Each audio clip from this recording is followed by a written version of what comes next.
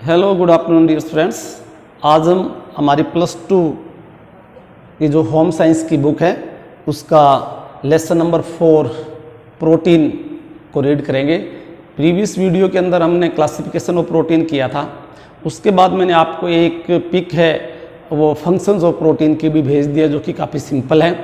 इस वीडियो में हम चर्चा करेंगे प्रोटीन ऊर्जा कुपोषण, प्रोटीन ऊर्जा कुपोषण। अब स्टूडेंट्स, शेषवावस्था में प्रोटीन और ऊर्जा की कमी संसार की एक गंभीर समस्या है। यानी शेषवावस्था के अंदर प्रोटीन की कमी होना, ऊर्जा की कमी होना, ये पूरे संसार की एक गंभीर समस्या है, ना केवल इंडिया की ही। ऐसा निम्न आय वर्ग वाले लोगों के अंदर होता है।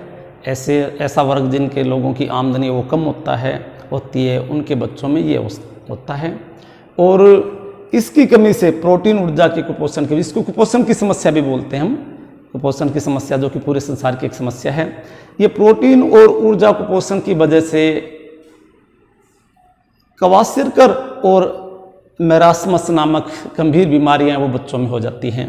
कौन सी बीमारी होती है? जब प्रोटीन की कमी होती है तो बच्चों में क्वाशियरकर तथा मेरास्मस नामक बीमारियां हैं वो हो जाती हैं।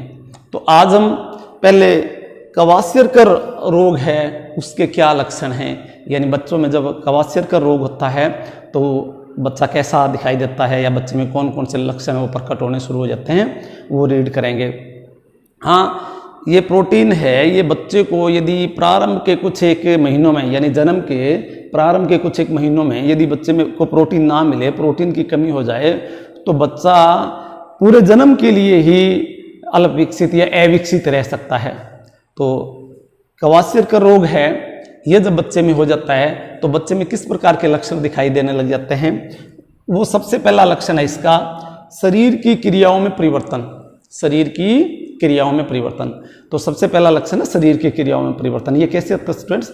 बच्चे को भूख नहीं लगती, बच्चा है वो कमज़ोर लगने लग जाता है, बच्चा किसी चीज़ में रुचि नहीं लेता, अपने आसपास की किसी भी चीज़ में रुचि नहीं लगता, बच्चा उदास रहता है। यानी बच्चा है वो एक प्रकार से पैसिव हो जाता है, निष्क्रिय हो जाता है, बच्चे की एक्टिवता है वो खत्म हो जाती है। यानी किसी भी काम में वह कोई इंटरेस्ट नहीं लेता, बच्चा किसी भी काम में कोई इंटरेस्ट नहीं लेता। यानी उसकी जो शारीरिक एक्टिविटी होती है, उसकी जो फिजिकल एक्टिविटी होती है वो लगभग समाप्त हो जाती है। सेकेंड है इसका दूसरा वृद्धि रुकना। दूसरा इसका क्या है?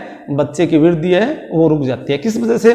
जब पर्याप्त मात्रा में आवश्यक एमिनो अम्ल हैं वो उपलब्ध नहीं होते, जब पर्याप्त मात्रा में आवश्यक एमिनो एसिड हैं वो उपलब्ध नहीं होते, तो प्रोटीन है वो ज़्यादातर ऊर्जा देने के काम में खर्च हो जाती है। यानी प्रोटीन का क्या काम है? प्रोटीन का काम है शरीर की वृद्धि करना, शरीर का विकास करना, हमारे तंतु हैं उनकी मरम्मत करना। लेकिन जब एमिनो एसिड उपलब्ध नहीं होंगे या जो पोषक तत्वों की कमी हो जाएगी, ऊर्जा देने वाले पोषक तत्वों की कमी हो जाएगी, तो थोड़ा बहुत जो प्रोटीन बच्चे के अंदर होगा वो प्रोटीन है वो ऊर्जा देने में ही खत्म हो जाएगा, जिसकी वजह से बच्चे का है वो आगे विकास नहीं हो सकेगा, बच्चे की वृद्धि रुक जाती है, बच्चे की फिजिकल स्ट्रेंथ है वो कमज़ोर हो जाती है। ऐसे में बच्चे का भार है वो 11 से लेकर 40% तक कम हो जाता है। यानी कितनी कमी आ जाती है? 11 से लेकर, एक अनुमान है कि 11 से 40% तक बच्चे का भार है वो गिर जाता है, वो कम हो जाता है, यानी वो इतना कमज़ोर हो जाता है।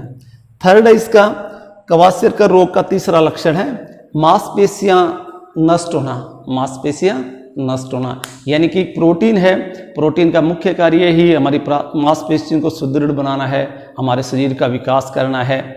प्रोटीन की वजह से ही हमारे जो तंतु हैं वो विकसित होते हैं, तंतुओं का निर्माण होता है, जो तंतु टूटते हैं उनकी मरम्मत होती है। लेकिन प्रोटीन की कमी होने के बाद हमारी जो मांसपेशियां हैं वो नष्ट होनी शुरू हो जाती हैं, मांसपेशियां वो नष्ट होना शुरू हो जाती हैं। जिसके क्या लक्षण है? मांसपेशियों में नष्ट होने से क्या होता है, कई बार हम नहीं देखते कि बाजू की जो ऊपर की ये गोलाई है, बाजू का जो ये व्यास है ये पतला होने लग जाता है, यानी बच्चा यहाँ से पतला होने लग जाता है, बच्चे के जो ये नीचे के भाग है, पाँव से नीचे के भाग है ये पतले होने लग जाते हैं, बच्चे की जो ये गर्दन है ये काफ़ी कमज़ोर हो जाती है। कई बार तो यहाँ तक होता है कि बच्चा है सोते या उठते समय अपनी गर्दन को भी सही ढंग से नहीं संभाल पाता, यानी वो गर्दन भी लटकने लग जाती है, उसको सहारा देकर उठाना पड़ता है बच्चे को और सहारा देकर ही सुलाना पड़ता है। यानी गर्दन है वो अपना काम है वो कम करने लग जाती है, इतना कमज़ोर हो जाता है। तो ये है मांसपेशियां नष्ट होना, यानी हमारी जो मांसपेशियां हैं जिस जिस हिस्से में शरीर में वो काफ़ी कमज़ोर पड़ जाती हैं। फोर्थ है इसका यानी कवासियरकर रोग का चौथा लक्षण है शरीर में पानी भरना, शरीर के अंदर पानी भरना। तो ये कैसे होता है स्टूडेंट्स कि जब हमारे शरीर में नाइट्रोजन की अत्यधिक कमी हो जाती है, हमारे शरीर के अंदर जब नाइट्रोजन की अत्यधिक कमी हो जाती है तो शरीर अपना संतुलन बनाने के लिए जो कोशिकाएं हैं उनके बाहरी हिस्से का जो द्रव्य पदार्थ है वो अंतर की ओर खींच लेती है।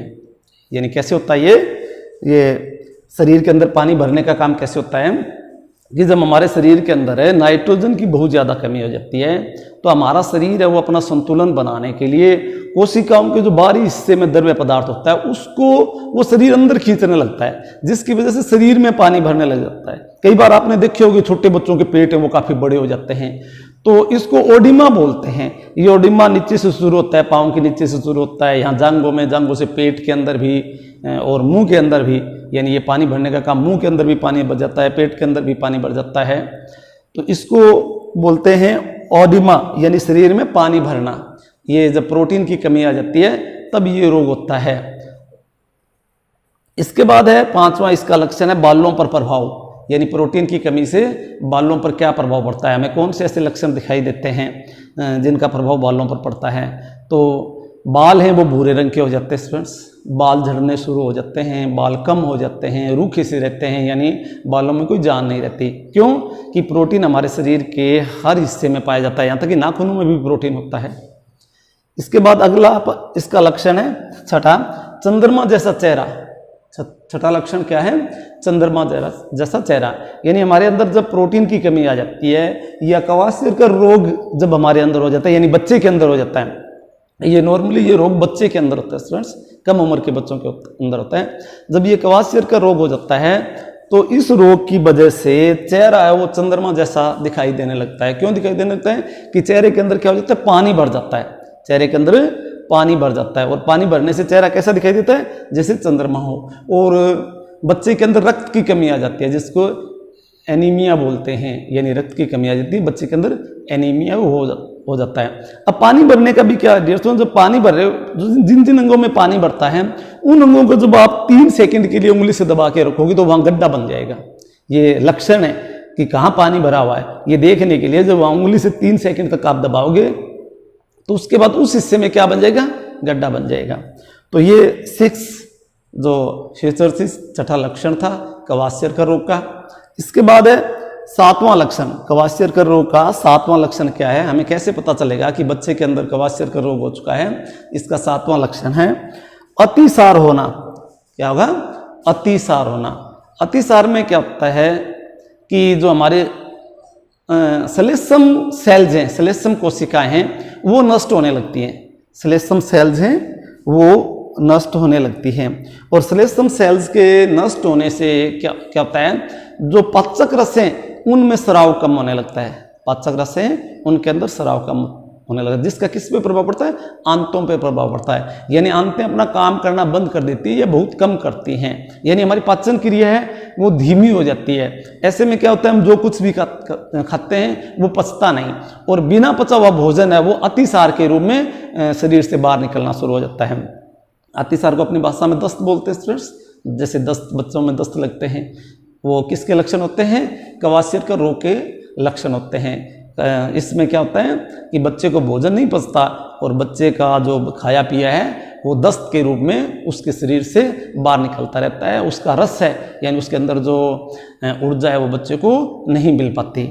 उसके बाद 8वां लक्षण कवासियरकर रोग का 8वां लक्षण क्या है, यकृत में वसा जमना। यकृत के अंदर वसा जमना यानी हमारा लीवर है इसके अंदर फैट जमा हो जाती है स्टूडेंट्स। लीवर के अंदर क्या होती है, फैट जमा होती है। अब लीवर के अंदर फैट जमा होती है तो उससे क्या होता है, हमारा लीवर है ना वो बढ़ना शुरू हो जाता है और बढ़कर कई बार नाभि तक आ जाता है। लीवर जब हमारा बढ़ता है, लीवर के अंदर वसा जमती है, वसा जमने से लीवर बढ़ता है और लीवर बढ़कर नाभि तक पहुंच जाता है। इसके बाद इसका 9वां लक्षण कवासियरकर रोग का, कवासियरकर रोग का 9वां लक्षण है विटामिन की कमी। यानी जब हमारे अंदर, यानी जब बच्चों के अंदर, छोटे बच्चों के अंदर प्रोटीन की कमी होती है, और प्रोटीन की कमी से जो कवासियत रोग होता है, उस रोग से बच्चों के अंदर विटामिनों की कमी होनी शुरू हो जाती है। जैसे ए विटामिन कम हो जाता है, ए विटामिन के कम होने से बच्चे को अंधराता हो जाता है।